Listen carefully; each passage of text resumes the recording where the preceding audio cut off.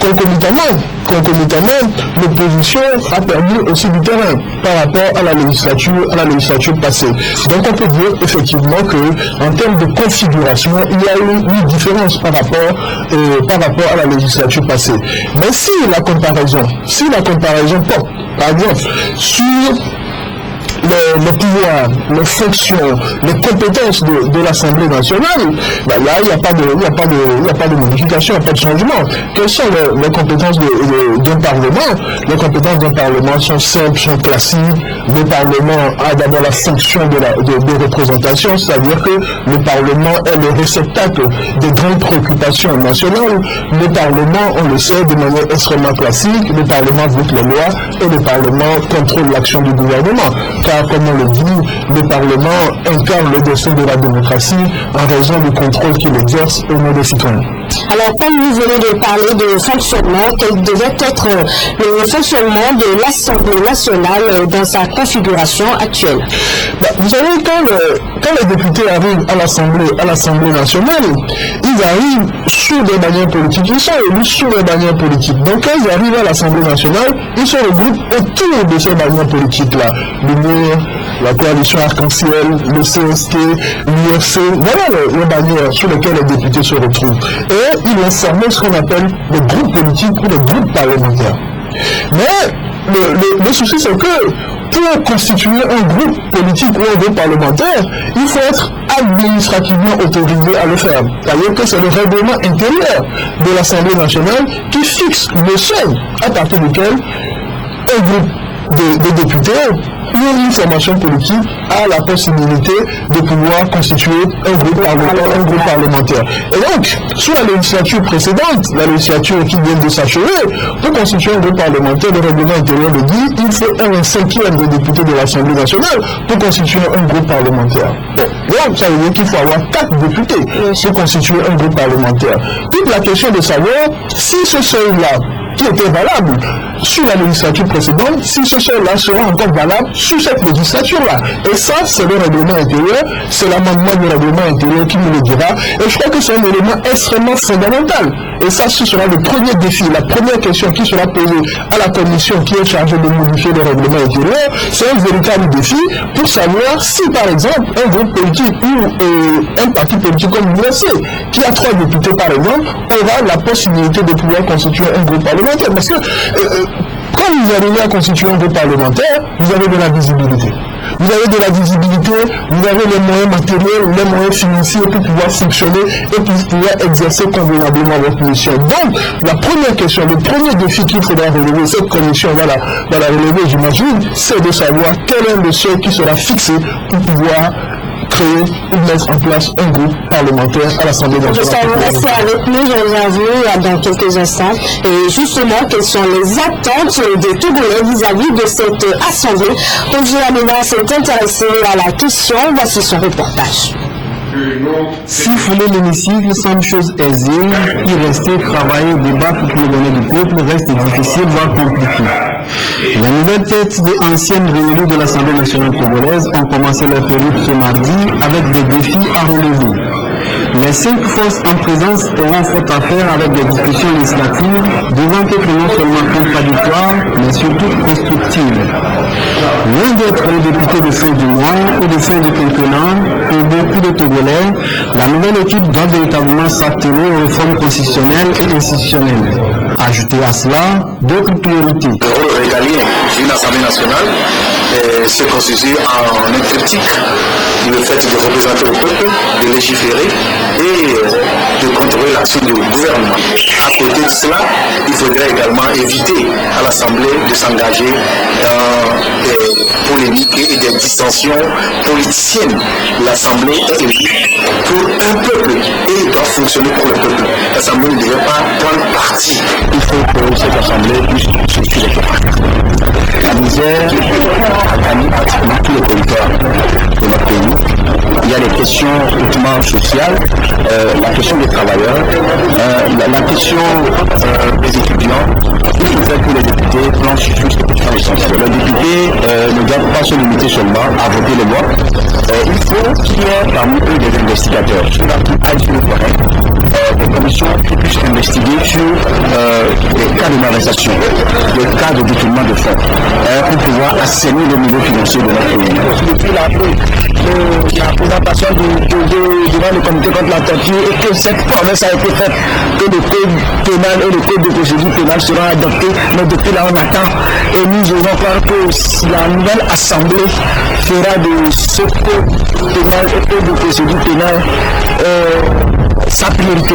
Tant l'ancienne législature a brillé par sa formule 5 ans 0 proposition de loi, le nombre de Togolais reste dubitatif vis-à-vis de la nouvelle, au plan interne, non en est conscient. C'est là notre mission de pouvoir relever les défis et au cours de la campagne, c'est ce que nous avions dit à la population de soutenir le projet du chef de l'État, de voter unir pour permettre au chef de l'État, en ayant une majorité confortable à l'Assemblée, de pouvoir continuer ces réformes dans le sens d'un bien-être de la population congolaise. Nous sommes des représentants des populations ici. Et comment traduire au sein de l'hémicycle les aspirations ou les désirs de cette population-là? C'est de ça qu'il s'agit. Passant des réformes constitutionnelles et institutionnelles jusqu'au problème de développement, comment les aborder pour que finalement ce Togo, notre Togo, retrouve une nouvelle physionomie. C'est ça la responsabilité de l'élu du peuple. Selon la constitution togolaise, la période requise pour une législature est de 5 ans. Période au bout de laquelle chacun sera jugé selon ses résultats. Retour sur ce plateau avec le professeur Franck Somali. Professeur, vous venez de suivre les avis, les attentes des uns et des autres. Est-ce que la nouvelle assemblée peut relever ces défis? Bon, sans faire un procès d'intention, un procès en sorcellerie, moi j'ai pas de raison d'en douter ou de dire le contraire. Vous savez, c'est le peuple, dans sa magnificence, dans sa souveraineté, qui envoie à l'Assemblée nationale des représentants, des gens, des hommes et des femmes dignes de pouvoir les représenter. Donc moi j'ai pas de raison de penser que la nouvelle Assemblée qui a fait sa rentrée aujourd'hui ne va pas assumer convenablement ses fonctions. Donc ce sont des députés, des hommes et des femmes de qualité qui vont à l'Assemblée nationale pour représenter dignement le peuple, pour représenter dignement la nation. Ça, c'est une première chose. Une deuxième chose, c'est que les députés, quand ils vont à l'Assemblée nationale, ils peuvent s'appuyer sur une administration parlementaire elle-même de qualité. Moi, je déjà travaillé avec les fonctionnaires parlementaires, ce sont des hommes et des femmes extrêmement doués de qualité qui vont naturellement accompagner les députés dans leur mission constitutionnelle. Mais en même temps, il faudra que les députés sachent qu'ils peuvent même sortir et trouver des soutiens extérieurs. Nous, par exemple, à la fac de droit de l'université de Lomé, nous avons un centre. Le centre que nous appelons le centre de droit public sous la magistrale direction du professeur Kokoroko, du président Pédard Alamon.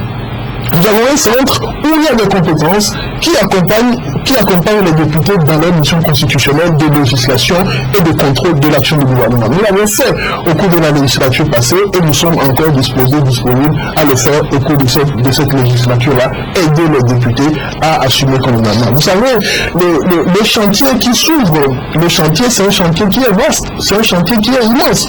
Nous avons besoin d'ouvriers et nous avons besoin d'ouvriers qualifiés. Alors, une dernière question, professeur. L'UNIR étant majoritaire, est-ce que la présence des autres peut influer sur les votes de loi? Le tout dépend de quelle loi on parle. S'il s'agit de lois ordinaires, de lois organiques, de lois de finances, la question elle est claire que le parti présidentiel, le parti uni, dispose d'une majorité confortable et il n'y a même pas de souci à se faire. L'uni peut naturellement dormir sur ses lauriers, sur ses deux oreilles, si je peux dire ainsi, pour pouvoir et il peut voter les tests. Mais la question se pose par rapport aux lois constitutionnelles, parce que je vois bien que c'est là où tout le débat se cristallise. Est-ce qu'en l'état actuel de la configuration de l'Assemblée, est-ce que le parti présidentiel, le parti UNIR notamment, a la majorité pour pouvoir faire aboutir les réformes constitutionnelles? On parle de réformes constitutionnelles et institutionnelles. Il y a une double réponse. Vous savez que l'article 144, je vais faire court, je ne vais pas rentrer dans les considérations universitaires, l'article 144 de notre Constitution dit que pour faire aboutir une réforme constitutionnelle, il y a deux voies. La première voie, c'est ce que nous appelons la voie parlementaire, c'est-à-dire que le texte est adopté directement au Parlement, sauf qu'il faut une majorité, et une majorité qualifiée de 4/5. Vous voyez bien qu'aujourd'hui, le parti présidentiel n'a pas cette majorité-là pour pouvoir faire aboutir une réforme constitutionnelle, sauf à avoir, comme on le dit, un consensus national suffisamment large pour le faire. Sinon, l'autre voie qui s'offre au parti présidentiel, et ça, cette possibilité existe, c'est justement de faire d'abord adopter le texte à l'Assemblée nationale à la majorité de 2/3, majorité de 2/3 que le parti présidentiel a aujourd'hui, et le soumettre ensuite au référendum, c'est-à-dire soumettre au peuple qui répondra par oui ou par non à la question qui lui est évidemment posée, avec un risque bien entendu, c'est que le peuple à la fin dise non, qu'il ne veut pas de votre réforme. Donc, si votre question c'est de savoir si l'opposition dispose d'une majorité de blocage, parce que ça aussi, c'est une question qui se pose. Sous la législature précédente, l'opposition avait disposé d'une majorité de blocage, d'une minorité de blocage. Aujourd'hui, dans la configuration actuelle de l'Assemblée nationale, l'opposition parlementaire ne dispose plus de cette minorité de blocage. Et donc, dans cette perspective-là, le parti présidentiel peut ouvrir les perspectives d'une révision constitutionnelle. Merci, professeur, pour ces précisions. Je rappelle que nous étions accompagnés du professeur Franck Somali, enseignant à la faculté de droit à l'université de Lomé et spécialiste du droit parlementaire. Toujours dans l'actualité, cette information du ministre de l'administration territoriale, de la décentralisation et des collectivités locales et le ministre de la sécurité et de la protection civile. Il nous a été donné de constater ces derniers temps que certains individus, à l'occasion des manifestations publiques à travers le territoire national, se livrent à la destruction et à la dégradation des infrastructures et édifices publics et s'attaquent aux biens privés. Il en a été ainsi lors des manifestations publiques ponctuées de troubles à l'ordre public organisées à Lomé, Dapaon et Niamtougou. Ces manifestations ont occasionné d'importants dégâts matériels, des exactions ainsi que des dégradations d'infrastructures publiques, la destruction, le pillage et l'incendie de commissariats. Récemment, à Pétao, les affrontements entre deux groupes religieux rivaux ont occasionné entre autres un nombre élevé de blessés, des destructions de maisons d'habitation, de boutiques ainsi que de motos et vélos.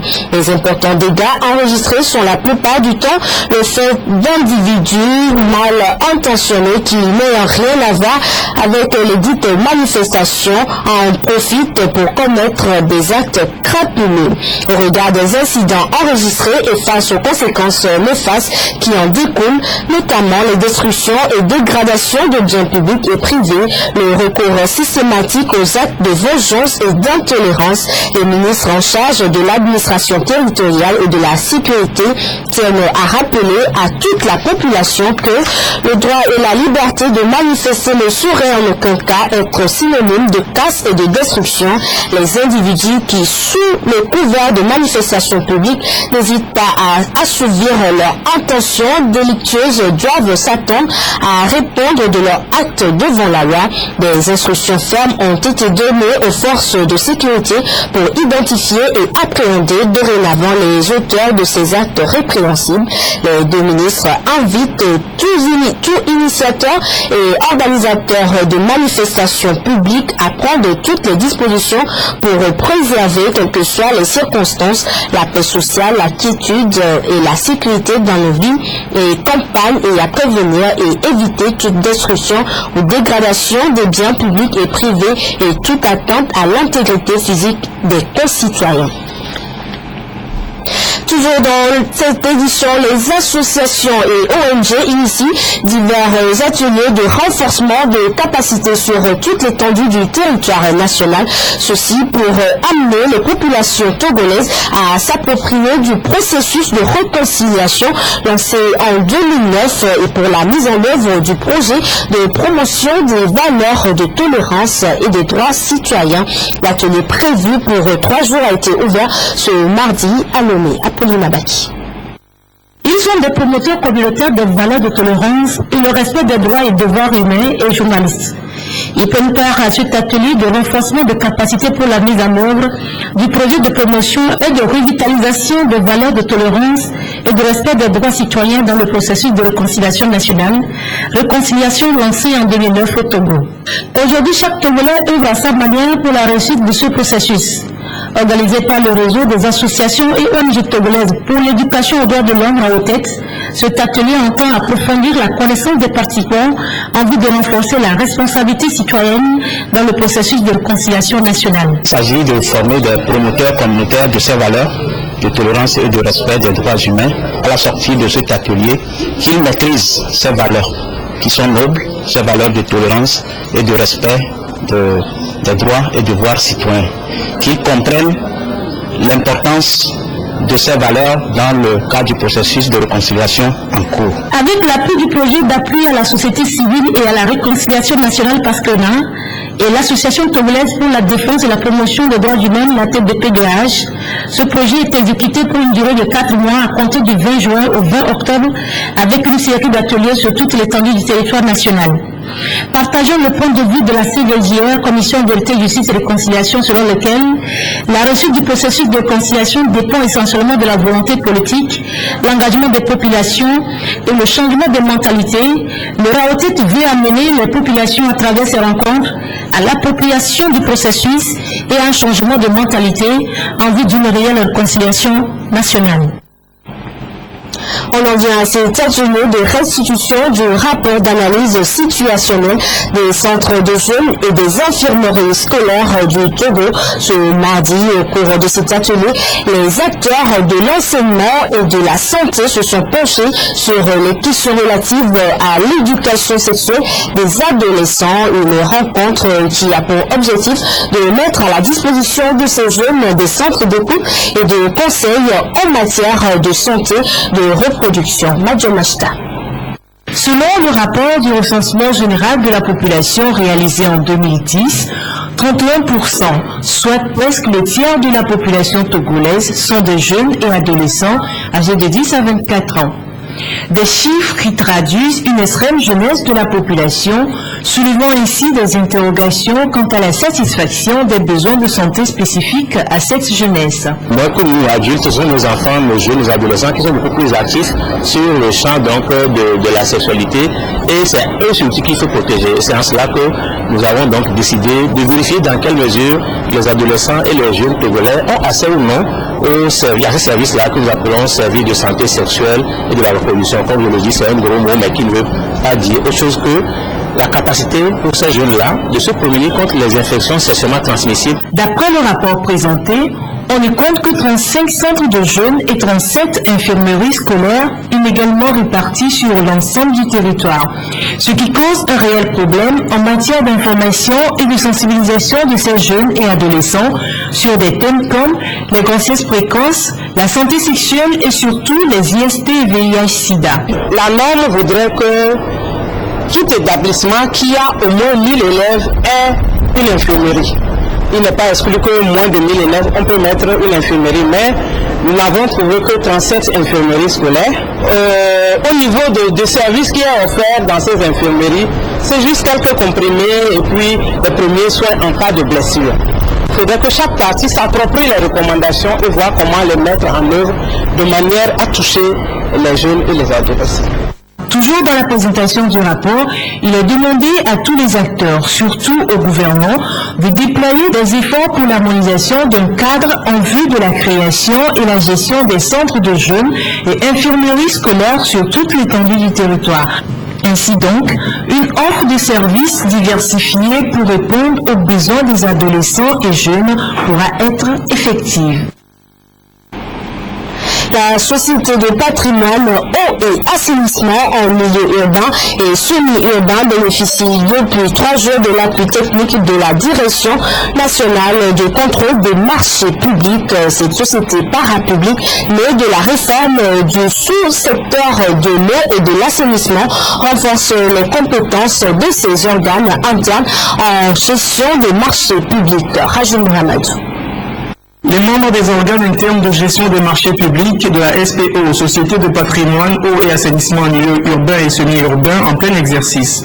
Nous sommes au 3e et dernier jour de la formation en gestion des marchés publics, dispensée par une équipe de consultants dépêchée par la Direction nationale de contrôle des marchés publics. Nous avons pu dans un premier temps rappeler aux organes de la SPO qui ont été récemment mis en place leurs missions et attributions.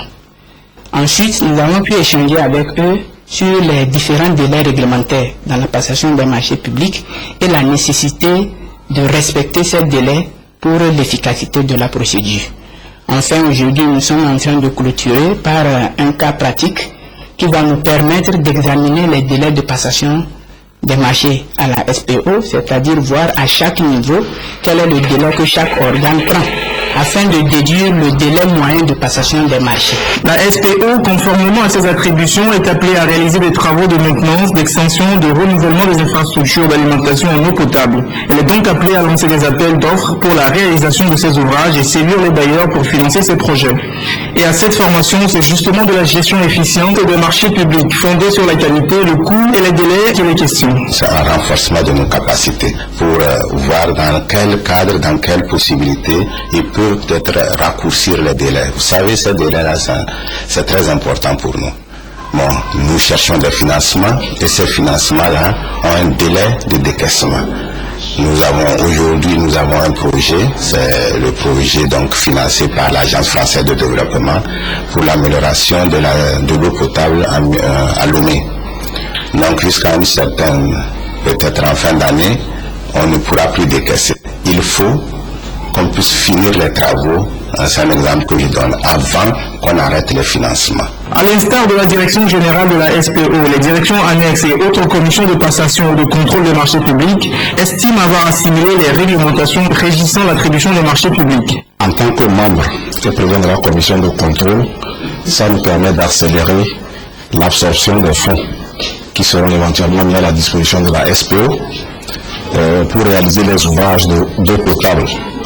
Donc c'est dans ce sens que cette formation revêt un intérêt particulier pour la SPO. La SPO a été créée en 2011. Elle a pour principale mission la préservation, la planification, l'extension et la maintenance des infrastructures d'alimentation en eau potable. Une mission qu'elle compte exercer à l'aune des réglementations strictes qui gouvernent la passation des marchés publics. Ainsi se referme cette édition. Toutes mes excuses pour la durée. Actualité oblige. Très bon suivi des programmes sur